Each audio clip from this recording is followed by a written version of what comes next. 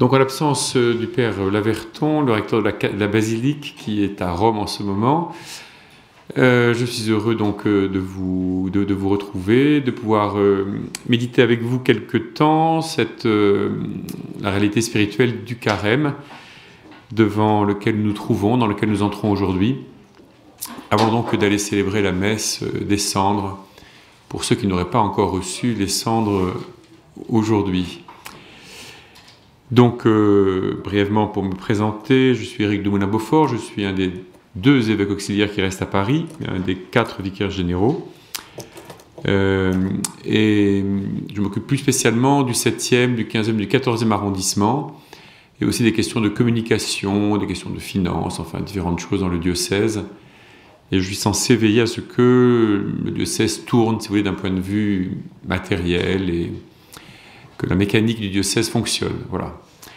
Mais parmi mes attributions, j'ai la chance d'avoir la basilique du Sacré-Cœur, donc je suis heureux de venir ici, ce soir vous rencontrer, même si en réalité, c'est Monseigneur de Dinchin qui était prévu pour ce soir, mais comme il a été nommé évêque de Soissons, comme vous le savez peut-être, et qu'il est installé là-bas depuis le 20 décembre, il a fallu suppléer.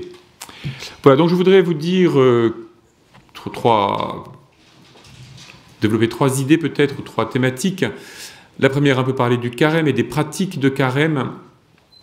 La deuxième consistera à parler un peu de la miséricorde, puisque nous sommes dans l'année de la miséricorde. Et la troisième temps permettra de parler un peu du combat spirituel. Donc d'abord, les pratiques de carême. Il me semble intéressant qu'aujourd'hui nous soyons conscients que le carême est un temps dans lequel nous sommes appelés à avoir des pratiques, c'est-à-dire des gestes bien précis que l'on peut décrire. Donc nous les connaissons bien, c'est essentiellement jeûner, prier, faire l'aumône, mais on peut évidemment décliner ces 3 verbes de tas de façons.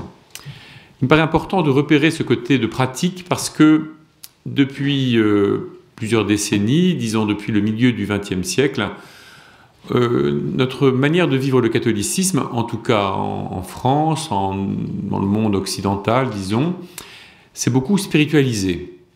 C'est-à-dire, encore dans les années 50, on avait beaucoup de règles sur le jeûne, qu'est-ce qui était maigre, qu'est-ce qui n'était pas maigre, quel genre de choses pouvait-on manger le vendredi, le mercredi, est-ce qu'on pouvait recevoir, pas recevoir, enfin bref, on avait tout un monde, vous voyez, de pratiques assez réglé, qui ne concernait pas que le carême, mais tout le temps, que ce soit le jeûne eucharistique avant chaque messe, ou en tout cas avant chaque messe où on espérait communier, que ce soit l'abstinence du vendredi, enfin voilà. Et puis petit à petit, à partir des années 50, on a voulu, à raison, spiritualiser, enfin retrouver le sens spirituel de ces pratiques. On a eu un peu assez d'être corseté par toutes sortes de règles qui aboutissaient quelquefois à des questions qui pouvaient paraître un peu pharisiennes. C'est-à-dire, on finit par se demander si avoir avalé sa salive avant la communion, est-ce que c'est manquer au jeûne eucharistique ou pas. Enfin, voyez, on peut entrer comme ça dans des détails très précis. Est-ce que prendre un médicament quand on est malade? Est-ce qu'on peut prendre un médicament? Quel médicament et quand? Voilà, bon. Pour prendre des choses très simples, on pouvait aussi, par exemple, demander à l'archevêché une dispense pour pouvoir faire une réception le vendredi soir. Bon, il n'y avait qu'à pas en faire le vendredi soir, mais on pouvait demander une dispense parce qu'évidemment, il y a des gens pour qui, des circonstances pouvaient faire que ce n'était pas commode de faire autrement qu'un vendredi soir. Enfin, vous voyez, ça aboutissait à toutes sortes un petit jeu de dispense, d'allègement, etc., qui finissait par occuper beaucoup les esprits et qui empêchait de s'intéresser à ce qui était vraiment important, qui est quand même l'amour de Dieu, l'amour du prochain. Car après tout, Jésus, dans les évangiles, se bat beaucoup contre les pharisiens qui justement ont beaucoup de règles de ce genre, et Jésus se bat beaucoup contre eux et avec eux, parce qu'il insiste sur le fait que ce qui compte, c'est ce qui habite notre cœur. Et que donc ce qu'il y a à travailler, c'est moins de savoir si on s'est lavé les mains suffisamment, c'est pas de savoir si ce qu'on a mangé, ceci ou cela, mais c'est surtout qu'est-ce qui habite mon cœur, comment est-ce que je purifie mon cœur. Donc nous avons beaucoup spiritualisé ces règles, si bien que aujourd'hui, dans un pays comme le nôtre, on dit que le vendredi il faut faire pénitence. Les évêques le disent toujours dans le catéchisme, toujours dans les commandements de l'Église, mais chacun à sa manière. Alors les uns vont se priver de cigarettes, les autres vont essayer de ne pas dire du mal de leur prochain, d'autres sauteront un repas, enfin chacun fait ce qu'il veut, il n'y a plus un signe absolument commun. Autrefois c'était on ne mangeait pas de poisson le vendredi, on ne mange pas de viande pardon, le vendredi, donc on mangeait du poisson, voilà. Aujourd'hui, tout est beaucoup plus souple, avec le risque que finalement, beaucoup ne fassent rien du tout. Parce que, à force de dire que je vais spiritualiser ma pratique, donc je ne vais pas dire du mal de mon prochain, bon, ben en fait j'en dis, mais j'oublie que, parce que c'est pas très commode de maîtriser sa langue, donc quelquefois il arrive qu'on en dise et on oublie que c'est vendredi. D'ailleurs, il n'y a pas de raison de dire du mal de son prochain le jeudi, ou le samedi plus que le vendredi, vous voyez. Bon, donc ça marche pas complètement. Donc il me semble qu'aujourd'hui, parce que en particulier nous avons autour de nous la pression, nous voyons de plus en plus de musulmans autour de nous dans un pays comme le nôtre. Pendant longtemps, il n'y a pas eu de gens musulmans. Après, il y a eu des musulmans, mais on a pu faire comme s'ils n'avaient pas de religion. Aujourd'hui, ce n'est plus possible. Et donc, aussi bien les juifs que les musulmans nous rappellent que la vie religieuse, c'est aussi des pratiques. Et des pratiques collectives, communes, par lesquelles on se reconnaît. Alors encore une fois, le christianisme ne se définit pas essentiellement par des pratiques, mais par la conversion du cœur.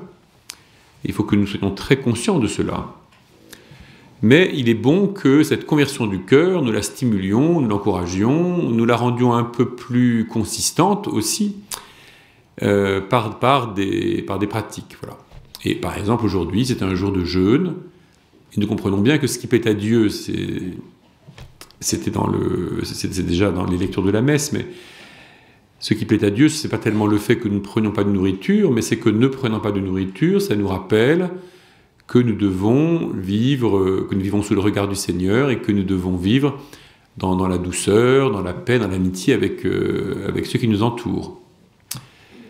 Mais le fait de ne pas prendre de nourriture m'aide à me souvenir, et l'affaiblissement que l'on peut éprouver à la fin de la journée si on a sauté le déjeuner, et si on n'envisage pas de dîner, ou alors un dîner très sobre. Donc l'affaiblissement que nous pouvons éprouver nous rappelle qu'aujourd'hui nous sommes censés vivre avec un cœur paisible, voilà, tourné vers le Seigneur, et pas en train de nous disputer avec tous ceux qui nous entourent. Voilà, donc il y a des pratiques comme ça qu'il faut que nous retrouvions, dont il faut que nous retrouvions le sens, mais aussi, vous voyez, la mise en œuvre, je dirais, littérale, à la lettre. Voilà. Donc le jeûne, qui est demandé par l'Église le mercredi des cendres et le vendredi saint, comme vous le savez, l'abstinence de viande, qui est demandée ces mêmes jours. Donc pour nous catholiques, jeûner, c'est pas un exploit extraordinaire, c'est sauter un repas. Ce n'est pas un exploit extraordinaire, d'autant que dès qu'on a plus de 65 ans, je crois, je n'ai pas vérifié ça, mais enfin je crois que c'est de 14 à 65 ans. Donc finalement, 65 ans, c'est vite venu. Hein. Donc à partir de là, on peut faire ce que l'on veut. Enfin, moi, je m'en approche et je vois que ça va venir assez vite finalement. Donc j'ai un peu de courage et je devrais arriver à passer le cap tranquillement.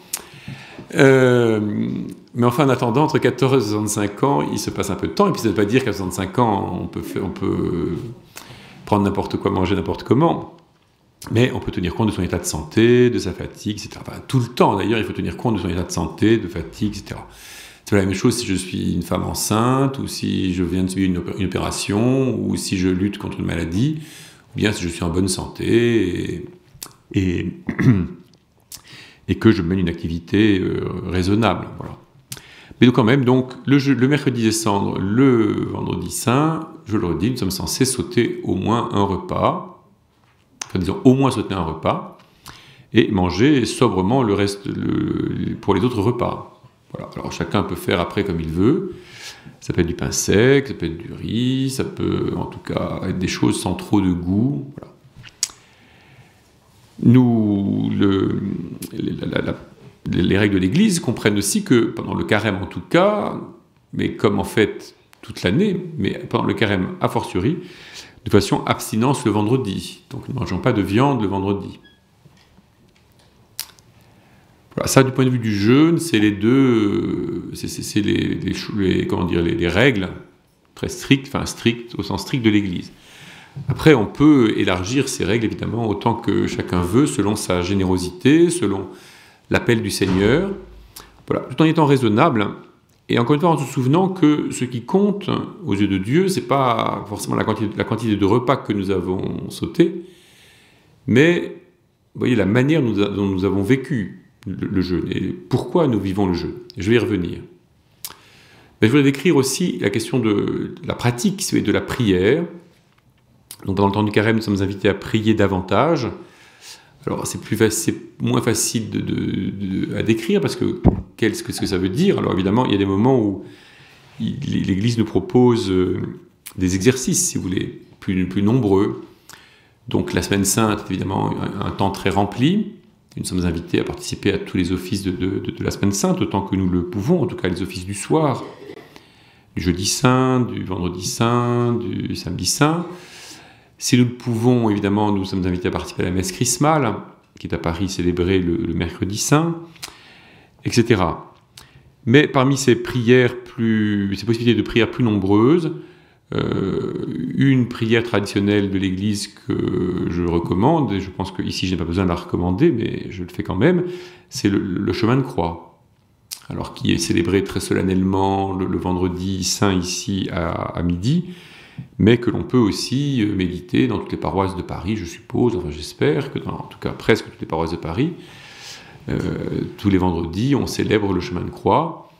Alors souvent on le fait à 15h, ce qui n'est pas une heure très commode pour les gens qui travaillent, mais on peut aussi méditer le chemin de croix chez soi, ou bien dans le métro, ou bien...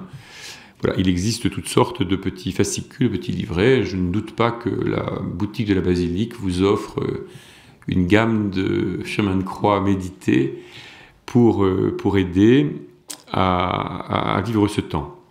Mais on peut aussi dire le chapelet davantage, on peut aussi prendre 5 minutes de silence, de prière en silence de plus.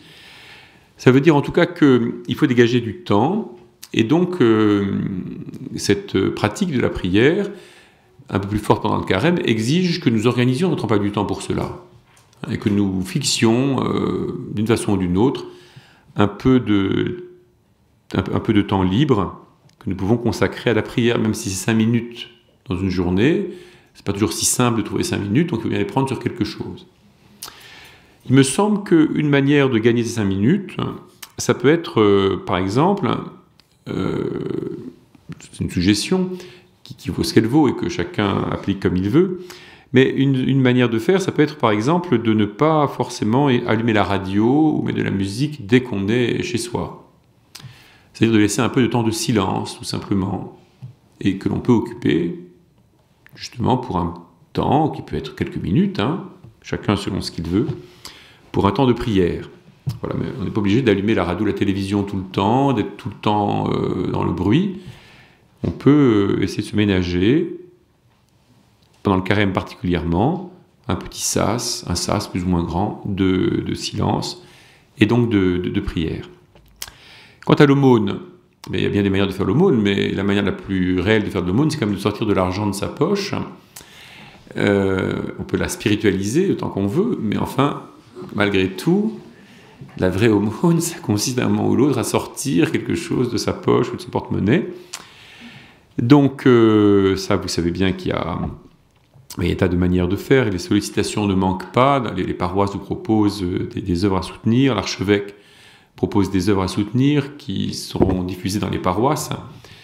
Cette année, les œuvres que l'archevêque propose, c'est d'abord de soutenir les étudiants irakiens à Erbil, c'est-à-dire en Kurdistan, pour qu'ils puissent étudier là-bas. C'est une demande des évêques chaldéens, donc des évêques catholiques, si vous voulez, de rite chaldéen, qui sont actuellement réfugiés là-bas, à Erbil, dans le Kurdistan. Donc ils ont demandé qu'on puisse aider les études des étudiants, pour qu'ils puissent étudier sur place, donc rester sur place et étudier en leur langue.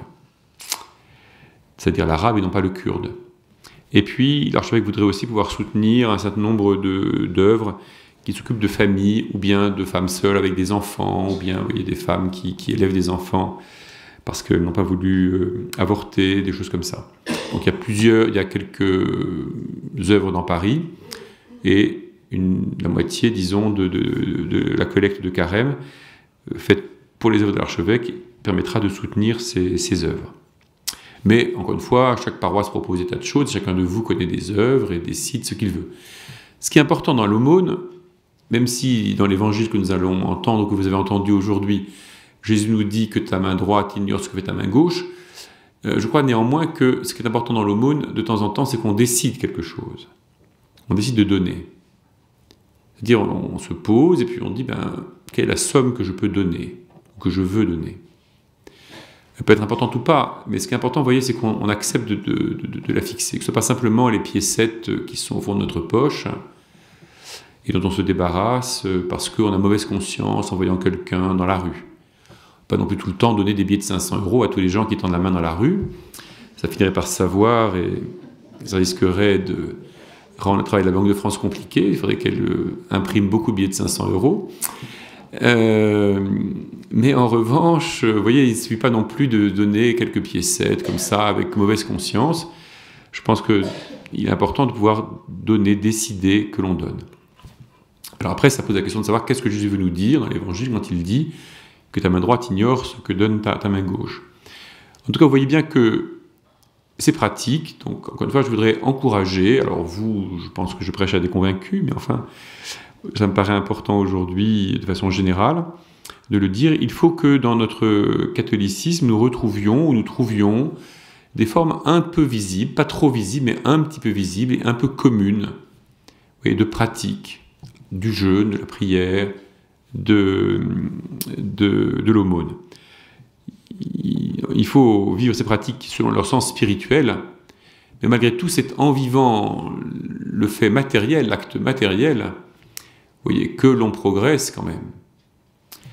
Voilà. Et c'est particulièrement vrai du jeûne. Simplement dire je jeûne de manière spirituelle, évidemment, c'est très très édifiant, mais enfin, ça peut vite être un peu facile aussi. Et on oublie que l'on jeûne. Voilà. Alors maintenant, peut-être sur ces trois pratiques, et en particulier sur le jeûne, je voudrais insister un peu sur le jeûne ce soir, parce que finalement, c'est une pratique qui nous est peut-être moins, dans le sens, dans la signification, dont le bienfait est peut-être moins apparent. Alors évidemment, il y a des gens qui jeûnent pour maigrir, c'est une manière de faire, mais disons que pour nous, dans le cas du carême, ça doit être un effet second, c'est un effet induit. Je ne jeûne pas d'abord en carême pour maigrir. Si ça permet de le faire, voilà. Si on se prive de chocolat, ça peut aussi aider à rétablir un certain équilibre dans notre corps, mais enfin, ça peut pas être le but principal. Le jeûne, c'est une très vieille pratique. Si longtemps qu'on puisse voir vivre les religions, on voit que les gens jeûnent. Et en tout cas chez les chrétiens, héritant du judaïsme, dans lequel il y avait beaucoup de jeûnes, les premiers chrétiens, on le voit déjà dans les actes des apôtres, jeûnent assez fréquemment, et en particulier, très vite, les premiers chrétiens ont jeûné la veille du dimanche, en fait, la veille des grandes fêtes d'abord, puis progressivement à la veille du dimanche, dont la célébration commençait le samedi soir, justement. Pourquoi ? Parce que le jeûne est une manière d'indiquer, vous voyez, que l'on est tendu vers un encore plus ou un davantage, un meilleur qui va nous être donné. C'est-à-dire que le jeûne fait, pour nous chrétiens en tout cas, nous fait éprouver, vous voyez, que nous attendons la venue du Seigneur et que cette venue, elle va avoir lieu. Alors nous la célébrerons pleinement, glorieusement à Pâques, en attendant de la célébrer glorieusement dans sa venue finale. Mais à Pâques, nous célébrons sa résurrection, et par conséquent, dans sa résurrection, et par conséquent sa présence avec nous.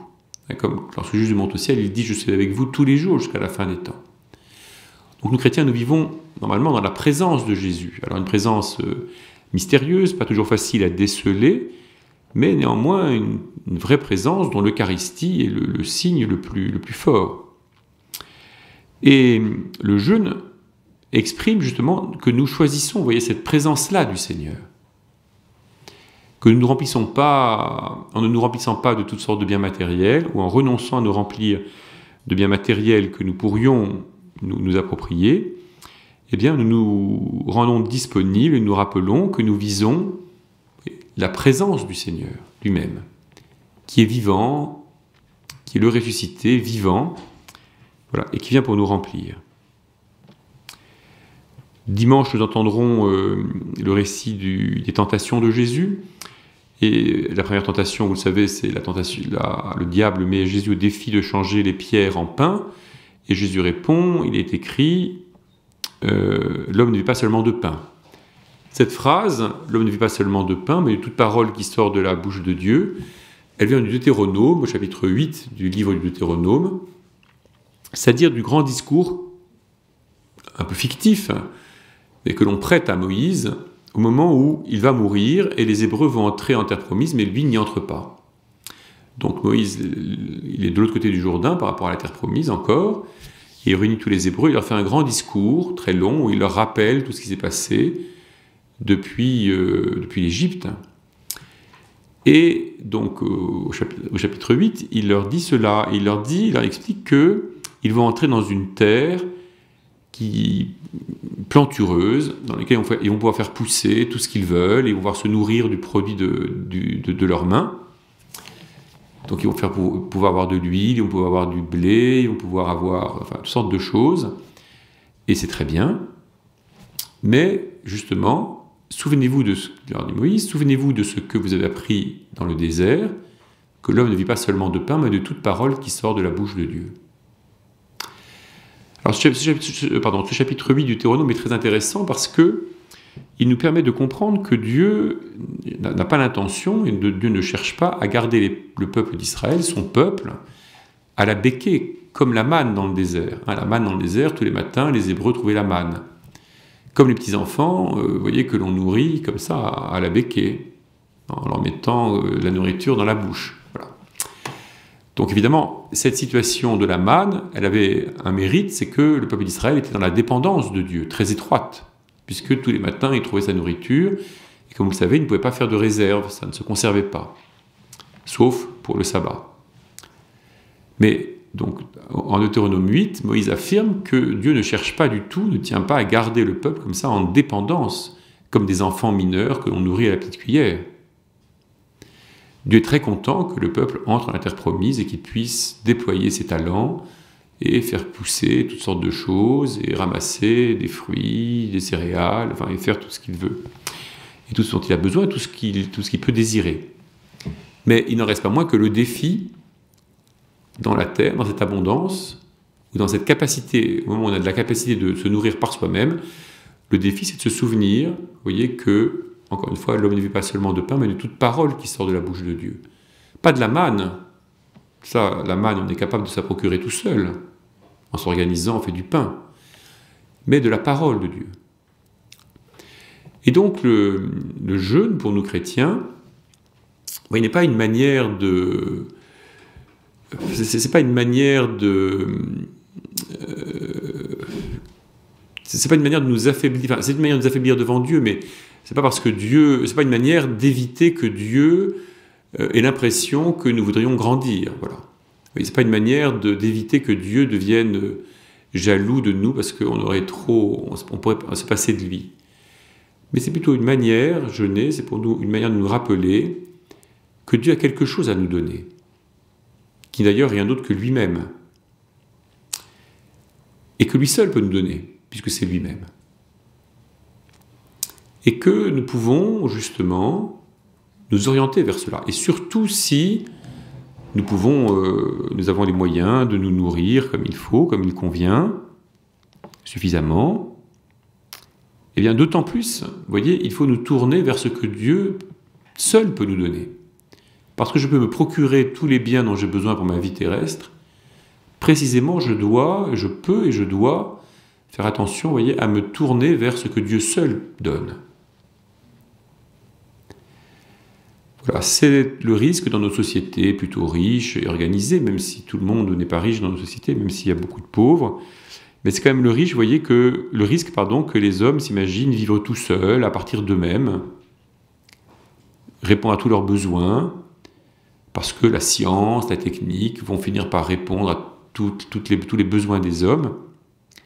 Bien, quand bien même on guérirait toutes les maladies, quand bien même on arriverait à donner à chacun ce qu'il lui faut pour se nourrir chaque jour, ou à permettre à chacun de se procurer cela, etc., etc., il n'en reste pas moins qu'il y a quelque chose que Dieu seul peut donner, et qui est lui-même, et à travers lui-même, si on va un petit peu plus loin, en regardant ce qui nous est révélé, donc au-delà, ou à travers le don que Dieu nous fait de lui-même, il y a aussi le don d'une communion entre nous, que nous ne pouvons pas nous procurer les uns aux autres, qui n'est pas simplement de l'amitié, qui n'est pas simplement de la sympathie, qui n'est pas simplement le consensus entre nous, qui n'est pas seulement la bonne entente, mais qui est beaucoup plus profonde, et que Dieu seul peut nous donner. Donc voilà vous voyez, ces pratiques. Il faut que dans ces 40 jours, nous ayons des pratiques. Donc aujourd'hui, si jamais vous ne l'avez pas encore fait, il faut décider de comment vous allez jeûner, comment vous allez prier un peu davantage, même un peu, mais réellement quand même. Il vaut mieux 1 minute tous les jours que se dire samedi prochain, je ferai 1h30 de prière. Oui, sauf que samedi prochain, il se trouve que quelqu'un va me téléphoner, je vais parler 1h30 au téléphone avec ce quelqu'un, mais après, j'aurai plus le temps pour faire ma prière. Voilà. Donc, il vaut mieux 1 minute tous les jours que 1h30 plus tard. Voilà. Et puis, faire l'aumône, c'est pareil. On a 40 jours pour préparer son chèque ou pour économiser ce qu'on peut économiser pour donner quelque chose. Voilà, sur ces pratiques, je m'arrête. Je voudrais dire maintenant quelques mots sur la miséricorde, puisque, par la volonté du Saint-Père, nous sommes dans une année de la miséricorde. Alors, qu'est-ce que c'est que la miséricorde de Dieu ? On peut décrire cela, on peut la définir de bien des manières. Il me semble, sans que je fasse toute une démonstration, mais il me semble que, d'un point de vue chrétien, la miséricorde de Dieu, ce n'est pas d'abord, c'est pas la gentillesse de Dieu, c'est pas non plus ce n'est pas que Dieu ne verrait pas les choses ou ferait comme si on ne faisait pas de mal. Il faut être conscient, je crois, et nous devons être conscients que le Dieu de la Bible, le Dieu qui se révèle dans la Bible, c'est le Dieu qui voit très bien le mal que les hommes font.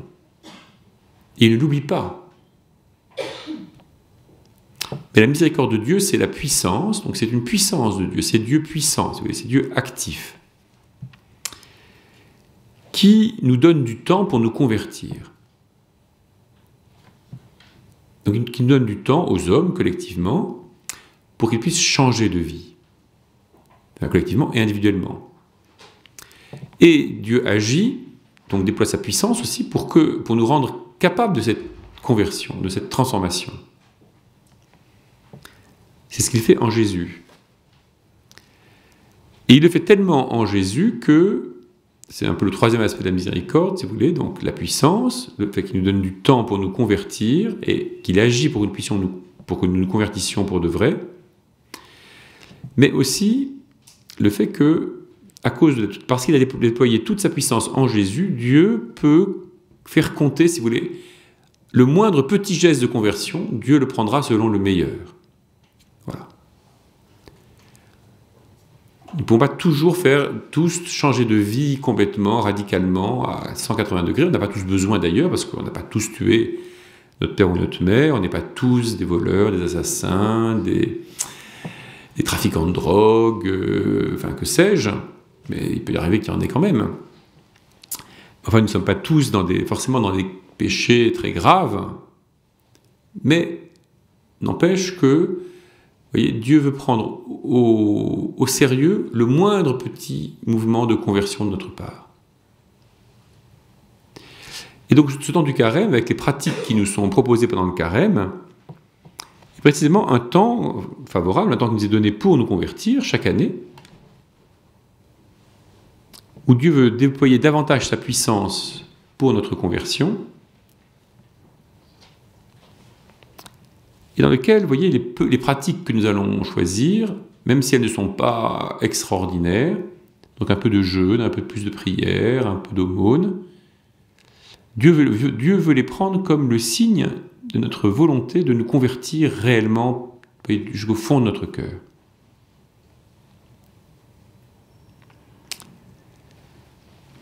Donc la miséricorde, vous voyez, ce n'est pas que Dieu nous laisse faire, se résigne à nous laisser aller à notre médiocrité ou à nos péchés graves, si on prend l'humanité dans son ensemble. Mais c'est encore une fois que Dieu nous donne du temps pour changer et qu'il a suffisamment fait en Jésus pour que le moindre geste dans le bon sens, disons, des hommes puisse leur ouvrir le chemin, les mettre sur le chemin de la conversion plénière, même si tout ceci ne se réalisera complètement que par-delà la mort dans la vie éternelle, à travers éventuellement le purgatoire, avant d'entrer au paradis. Voilà. Alors, dans cette année de la miséricorde, comme vous le savez, la thématique que le pape a donnée, c'est miséricordieux comme le Père. Et par cela, le pape nous indique que la miséricorde, il nous faut la contempler en Dieu, mais pour nous laisser habiter par elle, et pour la mettre en œuvre nous-mêmes. On ne peut pas parler de la miséricorde de Dieu comme ça, de façon abstraite, comme d'une qualité de Dieu, sans accepter de se laisser transformer par elle, et que cette miséricorde, elle imprègne notre comportement. Ça veut dire que nous-mêmes, pendant cette année spécialement, et pendant le carême encore plus spécialement, nous sommes donc invités à être miséricordieux, ce qui veut dire, nous aussi, à donner du temps aux autres pour qu'ils changent. Et ce point me paraît très important, parce que dans beaucoup de nos relations, ce qui rend compliqué les relations humaines souvent, c'est notre impatience les uns par rapport aux autres. Ce serait tellement plus simple si les autres étaient, à tel moment T, comme moi je veux qu'ils soient, ou je voudrais qu'ils soient. Et malheureusement, ça arrive parfois quand même, hein. Mais enfin pas tout le temps, et pas avec tout le monde. Que quelqu'un ne soit pas exactement, et surtout un frère dans la foi, une sœur dans la foi, ne soit pas exactement comme je l'attends là aujourd'hui, ne veut pas dire, vous voyez, qu'il n'est pas en chemin pour se convertir. Et si Dieu lui laisse du temps, moi aussi je vais lui donner du temps. Ça me paraît important, vous voyez, dans une famille par exemple, quand on est une famille chrétienne, surtout par exemple entre époux qui essaient de vivre chrétiennement, il peut y avoir des agacements, il peut y avoir des agacements plus ou moins sérieux, plus ou moins graves. Je peux parfois être surpris que mon époux ou mon épouse ne change pas tel ou tel point de sa vie. S'il m'avait ou si elle m'avait demandé mon avis pour le carême, j'aurais pu lui donner des indications précises sur ce qu'il aurait dû, ce qu'il devrait ou ce qu'elle devrait changer. Mais il ne m'a pas demandé. Elle n'a pas demandé. Mais ça ne veut pas dire, vous voyez, qu'il ou elle n'est pas en chemin, n'essaie pas de se convertir. Mais pas forcément comme je l'ai désiré. Personnellement, j'ai un peu appris ça quand j'étais au séminaire. Voilà, quand on vivait dans des maisons du séminaire. À Paris, on nous fait vivre en maison petite, d'une douzaine. Donc, il faut un peu se supporter les uns les autres. Et il est arrivé qu'il y ait tel ou tel séminariste dont je trouvais telle manière de faire pas très juste, si vous voulez. Par exemple, je ne sais pas, je trouvais qu'il faisait porter aux autres des choses qu'il aurait dû faire lui-même. Mais voilà, j'ai fini par comprendre, je ne dis pas que j'ai toujours bien vécu ça, que je le vis toujours bien aujourd'hui, quelquefois l'agacement m'emporte. Mais enfin, j'ai appris à voir un peu quand même que quelqu'un peut ne pas aujourd'hui vivre exactement comme moi j'attendais qu'il vive, mais faire des progrès à d'autres niveaux. Voilà. Et en tout cas être en chemin de conversion lui aussi, comme moi. Voilà. Ça veut dire aussi la miséricorde, donc il faut de même que Dieu déploie sa puissance, il appartient à la miséricorde de nous aider à nous convertir. Alors vous savez que dans sa bulle, dans la bulle par laquelle, c'est-à-dire le document par lequel le pape a lancé cette année de la miséricorde, il rappelle les œuvres de miséricorde. Et il rappelle qu'il y a 7 œuvres de miséricorde corporelle. Alors celles-là, nous les connaissons tous, parce qu'on connaît tous le chapitre 25 de saint Matthieu. J'étais nu, vous m'avez habillé, j'étais prisonnier, vous m'avez visité, j'avais faim, vous m'avez donné à manger, etc. Donc les œuvres de la miséricorde corporelle, on les connaissons tous. Donner à manger aux affamés, donner à boire à ceux qui ont soif, vêtir ceux qui sont nus, accueillir les étrangers, assister les malades, visiter les prisonniers, enterrer les morts. Mais le pape a rappelé, en tout cas moi j'avoue que je ne le savais pas, donc je suppose qu'il y a quand même d'autres, j'espère qu'il y en a d'autres qui ne savaient pas, que je n'étais pas le seul ignorant parmi tous les catholiques du monde. Mais le pape donc a rappelé qu'il y avait des œuvres que petit à petit, dans la tradition, dans l'histoire, on avait mis au point une liste d'œuvres de la miséricorde spirituelle, ou d'œuvres spirituelles de miséricorde. Conseiller ceux qui sont dans le doute, enseigner les ignorants, avertir les pécheurs, consoler les affligés, pardonner les offenses, supporter patiemment les personnes ennuyeuses et prier d'eux pour les vivants et pour les morts. Alors vous avez ri parce que vous avez bien fait, l'avant-dernière, c'est celle que nous pouvons tous vivre. On n'est pas tous capables de conseiller ceux qui sont dans le doute, on n'est pas tous capables d'enseigner les ignorants. Avertir les pécheurs, je vais y venir, c'est pas toujours très facile, mais supporter des gens ennuyeux, ça, on peut tous le faire, et on a tous matière, voilà, pour le faire. Donc pendant ce carême 2016, nous allons nous supporter les uns les autres beaucoup mieux que jamais, avec patience. Mais ça fait partie, vous voyez, du temps. Quand je vous disais, vous voyez, la miséricorde, c'est que Dieu nous donne du temps. Alors il y a aussi le fait que Dieu déploie sa puissance pour nous convertir, pour que nous convertissions, pour que nous changions de vie, pour que nous quittions nos chemins de mort. Et là, vous voyez, dans les œuvres de la miséricorde spirituelle, c'est ce que disent les trois premières: conseiller ceux qui sont dans le doute, enseigner les ignorants et surtout avertir les pécheurs. Et ça, c'est pas très simple à faire. Hein. Avertir les pécheurs, voilà, c'est pas toujours facile. On sait bien que c'est pas un rôle très facile, on n'est pas très attendu non plus. Si on va voir là aussi, si on va voir, je sais pas, je vais voir mon frère, enfin, même moi, vous voyez, qui vis avec les 5 autres vicaires généraux, je peux toujours aller voir l'un d'entre eux et lui dire, écoute, je voudrais profiter de ce carême pour te dire que vraiment, ta manière de recharger la machine, c'est un gros péché. Voilà, bon. Peut-être qu'il faut le faire. Hein, en vous le disant, je me dis peut-être qu'il faut que je le fasse, mais que j'ai le courage de le faire. Mais enfin, il faut que je le fasse bien. Voilà. Il ne faut sans doute pas le faire au moment où je suis excédé parce que je suis arrivé pour déjeuner, que j'ai trouvé des assiettes sales dans l'évier. Donc je suis très très en colère. Si à ce moment-là, je descends, je tape à la porte et je commence à hurler, certes, je ravertis le pécheur, mais peut-être pas de la bonne manière. Voilà. Avertir le pécheur, c'est un art difficile qui demande qu'on ait le cœur en paix, qu'on soit conscient qu'on est soi-même un pécheur. Voilà. Mais en même temps, on voit bien qu'il y a quelque chose à faire. Alors si on prend, donc là j'ai pris un exemple, disons, qui peut être utilisé dans la vie familiale, dans la vie amicale, etc. Vous voyez bien à l'échelle collective, dans un pays comme le nôtre, avertir les pécheurs, il y a du travail. Je ne suis pas sûr qu'il faille absolument qu'en descendant de la basilique tout à l'heure, on passe tous dans certaines rues en disant des choses à tous les gens qui passent. En tout cas, si on le fait, il faut savoir qu'on ne sera pas forcément bien reçu. Il faut s'y préparer. Voilà. Mais pourtant, c'est quand même une œuvre de miséricorde. Voilà. Donc, malgré tout, ça veut dire comment est-ce que dans mon, peut-être de manière plus ordinaire, disons, mais comment est-ce que dans mon réseau de relations, dans ma famille, dans le monde du travail, etc., quand même, quelquefois, il y a des fautes, il y a des manières de faire, d'abord dont je n'ai pas à être complice, et devant lesquelles, quelquefois, je peux avoir à dire quelque chose. Pas forcément, vous voyez, pas forcément des choses très graves, et puis pas forcément en prenant un air supérieur.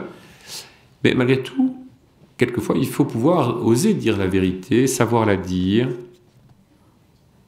ne pas laisser quelqu'un glisser. Voilà.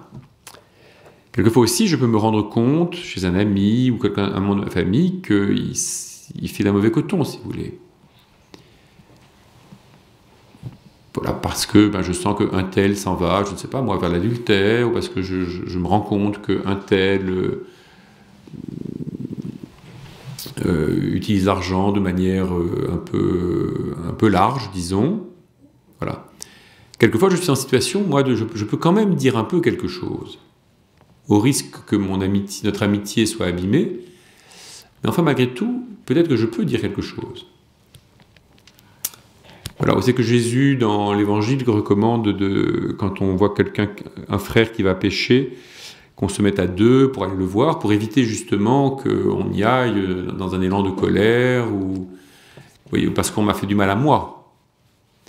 Mais en revanche, quelquefois, on peut repérer et que quelqu'un ne vit pas comme il faut.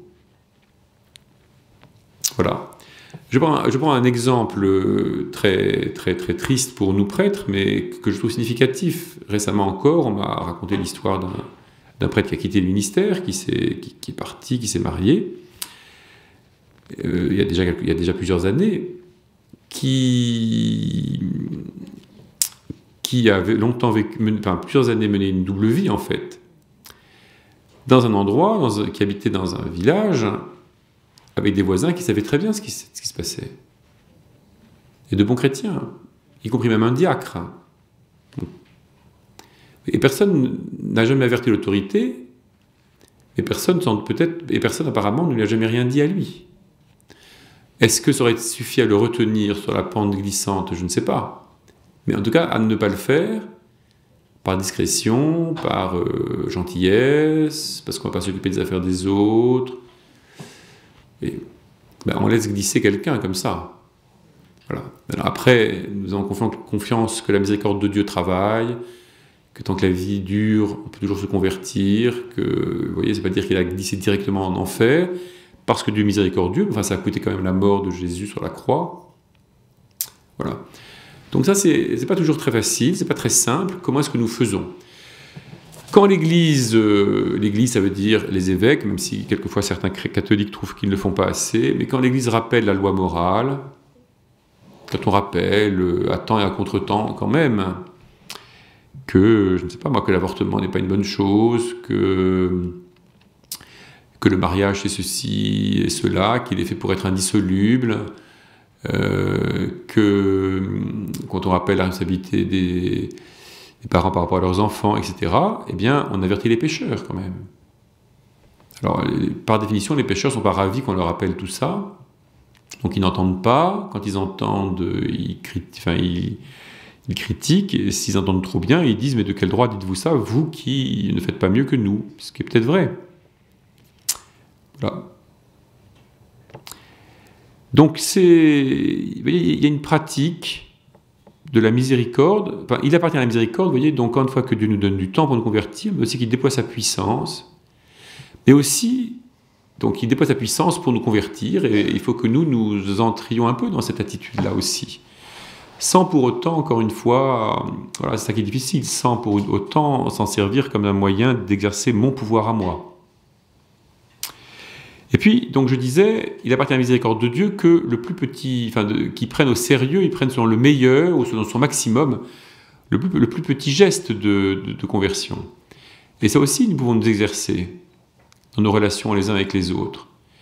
Quand quelqu'un m'a fait une vacherie, quand quelqu'un a dit une méchanceté sur moi, quand j'ai des raisons d'en vouloir à quelqu'un, bon, et que je vais lui pardonner quand même. Alors, est-ce que j'attends qu'il vienne, enfin voilà, si j'attends qu'il vienne, la corde au cou, en chemise et pieds nus devant moi, devant tout le monde, me demander pardon, je risque d'attendre longtemps. Mais peut-être, c'est dommage, mais c'est comme ça. Mais peut-être en revanche que je verrai un petit signe, un petit geste. Que cette personne va essayer de me montrer qu'il regrette ce qu'il a fait ou dit, vous voyez, par un petit geste que je trouverais peut-être un peu insignifiant par rapport à la gravité de ce qu'il m'a dit ou fait. Mais voilà, la miséricorde consiste à prendre ça au sérieux. On a deux beaux exemples dans l'Écriture sainte. Le premier, le plus connu, c'est le père de l'enfant prodigue. Parce que quand le fils revient, il revient d'abord parce qu'il a faim. En tout cas, quand on nous dit ses pensées, c'est d'abord parce qu'il a faim. Et chez mon père, il y a à manger, donc je vais y aller. Et comme il n'est pas très sûr d'être reçu, il dit, je vais dire, je ne demande rien, je ne demande pas être comme ton fils, mais donne-moi à manger quand même. Voilà, comme à tes ouvriers. Et puis c'est parce que le père se précipite vers lui, comme le raconte la parabole, que le fils dit, j'ai péché contre toi. Mais il y a une autre histoire, c'est celle de Joseph. savez, dans la Genèse, Joseph le patriarche, c'est une histoire très compliquée, très longue, mais je crois très importante pour beaucoup de questions, notamment pour la question du pardon. Parce que, donc, vous connaissez l'histoire, je ne vais pas la raconter, mais la fin, je ne sais pas si vous repérez ça, quand il y a la famine en Palestine, les frères de Joseph, lui, à cause des songes, il a pu organiser les choses en Égypte, il a des tas de réserves, il est le grand vizir, il distribue les réserves au nom de Pharaon. Ses frères, il voit par exemple dans la foule de ceux qui viennent demander de l'aide, il voit ses frères, qui ne le reconnaissent pas. D'abord, il les traite gentiment. Enfin, voilà, il y a plusieurs temps. Mais il accepte de leur donner du blé en échange du fait qu'ils aillent chercher leur frère cadet, le dernier, Benjamin. Et ils disent non, c'est impossible, on va tuer notre père. Alors il dit, alors vous n'aurez rien. Et puis ils repartent. Et puis comme la famine dure, ils reviennent et ils disent, il nous faut absolument quelque chose. Et donc ils reviennent avec Benjamin. Et donc là, ils ont Benjamin. Et au moment du départ, parce que Joseph accepte de ne pas garder Benjamin, mais un autre, mais au moment du départ, il fait mettre une coupe dans le sac de Benjamin, et puis après ça, quand ils sont partis, ils sont à quelques distances, il envoie la police, qui fouille et qui trouve la coupe dans le sac de Benjamin. Bon, donc c'est tout un drame. Et donc ils sont ramenés devant Joseph. Alors on se demande pourquoi est-ce que Joseph fait toutes ces ruses, pourquoi est-ce qu'il a ce comportement si compliqué avec ses frères. Et en fait, c'est parce qu'à un moment donné, ses frères vont dire, un des frères au moins va dire, c'est à cause de ce que nous avons fait pour Joseph que tout cela nous arrive. Et à ce moment-là, Joseph se découvre. C'est-à-dire qu'il attend que ses frères reconnaissent le mal qu'ils ont fait. Mais vous voyez, il n'attend pas qu'il se soit mis à genoux devant lui en demandant pardon, etc. Menacés de mort, ils reconnaissent que tout ce qui leur arrive, finalement, c'est peut-être un peu justifié à cause de ce qu'ils ont fait, sans bien du tout savoir qu'il y a Joseph par là, mais qu'ils sont punis, finalement, c'est pas très bien par qui ni comment, disons par Dieu, ils sont punis pour le mal qu'ils ont fait pour Joseph. Mais Joseph a besoin de les entendre, vous voyez, reconnaître qu'ils ont fait du mal. Mais donc c'est pas encore, on ne peut pas dire, vous voyez, qu'ils aient profondément regretté ce qu'ils ont fait à leurs frères.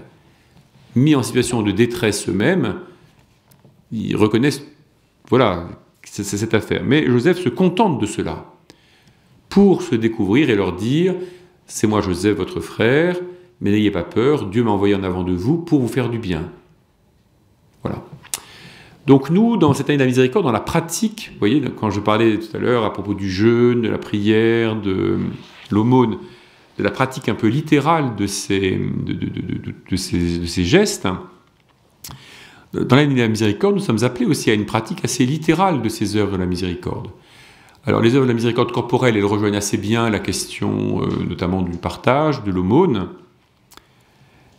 mais et celles de la miséricorde spirituelle, elles viennent aussi donner, vous voyez, un certain contenu, peut-être aussi au jeûne, peut-être aussi à la prière, puisqu'il est question de prier Dieu pour les vivants et pour les morts, mais aussi pour pardonner les offenses, supporter patiemment les personnes ennuyeuses, etc. Tout ça, vous voyez, c'est de l'ordre de la pratique matérielle, pratique un peu littérale, qu'il nous faut essayer de mettre en œuvre pendant cette année.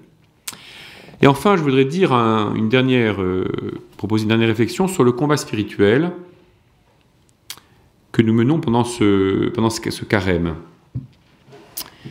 Donc, vous savez que c'est une grande thématique qu'on trouve déjà chez saint Paul, mais en fait qu'on trouve déjà chez Jésus lui-même d'ailleurs, que celle du combat qu'il y a mené contre les puissances du mal et finalement et aussi contre le péché en nous. Jésus évoque par exemple à plusieurs reprises l'homme fort avec sa panoplie, qui a tout son équipement, l'homme fort et bien armé, qui lutte contre le démon. Voilà, Jésus lui-même ne se présente pas du tout comme un soldat, enfin en tout cas il n'est pas un soldat matériel, mais spirituellement, si. Et saint Paul, vous le savez, reprend ou développe beaucoup cette thématique du combat dans lequel nous sommes. Donc ce combat, il est d'abord un grand combat à l'échelle de l'histoire totale. hein. C'est le combat de Jésus, enfin de Dieu en Jésus contre toutes les puissances du mal. Et ce combat, il dure aussi longtemps que dure l'histoire des hommes. Nous, chrétiens, nous savons que Jésus est le vainqueur, même si souvent les puissances du mal ont toutes les apparences de la victoire, à tel ou tel moment du temps. Mais nous savons que Jésus nous a rejoints dans la mort et qu'il en est sorti vainqueur, et que donc, voilà, même dans la mort, nous sommes tirés par Jésus, et tirés vers lui. Après, chacun de nous a part à ce combat. Hein. Donc c'est le combat contre la tentation, si vous voulez. C'est ce que nous entendrons dimanche. Nous avons à combattre contre la tentation. Pourquoi? Parce que, et ça relève aussi de la miséricorde de Dieu. Dieu nous a créés comme des êtres libres, responsables, et donc il veut que, pour notre salut, pour que notre vie ait sa pleine valeur, il veut que nous soyons aussi, que nous combattions nous aussi, au moins un petit peu, que nous fassions le choix du bien ou le choix de la vie. Comme nous l'entendrons demain, par exemple, dans la première lecture, on aura Deutéronome, je mets devant toi la vie et la mort, choisis la vie. Voilà. Mais il faut que nous en fassions la preuve. Parce que nous sommes faits pour ça, nous les hommes. Nous ne sommes pas des planches, nous ne sommes pas des animaux, nous ne sommes pas des moutons, même si Jésus prend l'image des brebis, du berger. Nous ne sommes quand même pas des moutons bêlants qu'on met d'un côté comme ça et qui suivent le côté où on les a mis, tout simplement. Nous sommes capables de réflexion, nous sommes capables de choisir ce que nous faisons, ce que nous ne faisons pas. Et donc, la miséricorde de Dieu, c'est aussi que Dieu nous permet d'être agissants, pour notre salut. Et donc, d'avoir à choisir, donc à nous dégager par nous-mêmes du mal. Mais avec l'assurance que la puissance de Dieu, déployée dans le Christ, nous est communiquée, nous est partagée, pour que nous puissions être vainqueurs dans ce combat, peut-être pas à chaque moment du temps, mais au bout du compte. Alors cette thématique du combat, je la trouve importante pour plusieurs raisons. La première, c'est que le combat spirituel, il vaut toujours la peine de le mener. De même, je dirais que quand on fait la guerre, enfin moi je n'ai jamais fait la guerre, mais si j'en crois le général de Gaulle, quand on a perdu une bataille, on n'a pas perdu la guerre. Voilà. Donc nous c'est pareil. C'est pas parce qu'on a perdu une bataille qu'il faut se résigner et se laisser aller sur quelque point que ce soit. Ça vaut toujours la peine de se battre.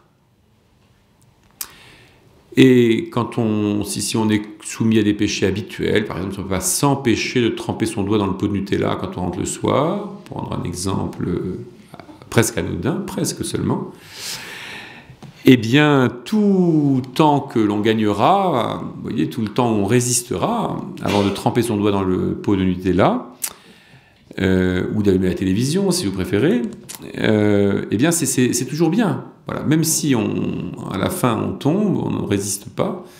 Et c'est comme quand on fait la guerre, c'est toujours mieux d'avoir résisté. Il peut toujours se passer des tas de choses. Voilà, donc ce n'est jamais vain, et le combat n'est jamais vain, non pas à cause de nous, mais parce que, vous voyez, nous sommes portés par la puissance du Christ. Et que notre petite efficacité, très limitée, le Christ s'engage à la démultiplier. Alors, peut-être pas tout de suite, peut-être pas là, maintenant, voilà. Mais néanmoins, c'est vrai, il le fera. Et donc voilà, tous les combats que nous menons, notamment pendant le carême, même des petits combats très matériels, apparemment très simples, pour résister à la tentation d'allumer une cigarette, pour résister à la tentation de prendre un chocolat, pour résister à la tentation de dire une vacherie, oui, ça vaut toujours la peine.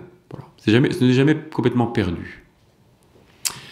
Un autre aspect qui me paraît important dans cette image du combat, c'est que, un peu comme quand on fait la guerre, on la fait rarement absolument tout seul, eh bien nous-mêmes, le combat que nous menons, nous ne sommes pas tout seuls et nous ne menons pas que pour nous. Ça me paraît très important. Qu'est-ce qui doit nous motiver dans le carême, et de façon générale dans notre vie chrétienne, dans le combat spirituel?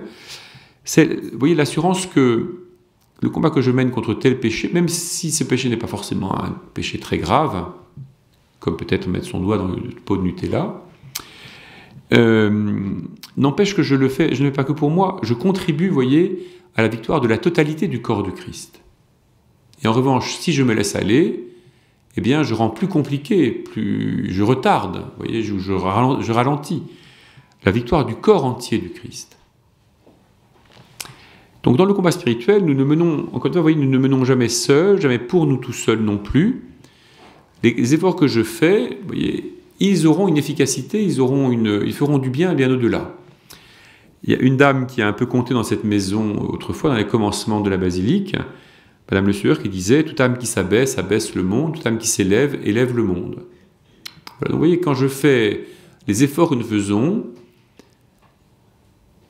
grands ou petits, ils contribuent, vous voyez, à la victoire totale, non pas parce qu'il manquerait à la victoire du Christ, mais parce que précisément, la victoire du Christ consiste à passer à travers nous. Alors même que nous allons, nous, être des facteurs de ralentissement ou de complications. Mais il veut passer à travers nous. Et ça fait aussi donc que ce que moi, les combats que j'arrive à mener, dans la grâce de Dieu, encore une fois, ils sont les combats de la totalité du corps du Christ. Et ils servent la victoire de la totalité du corps du Christ. Et dans cette perspective-là, je crois que nous avons la chance, nous, au XXe ou XXIe siècle, d'avoir de vivre de nouveau le fait que pendant le carême se préparent les catéchumènes qui vont être baptisés à Pâques.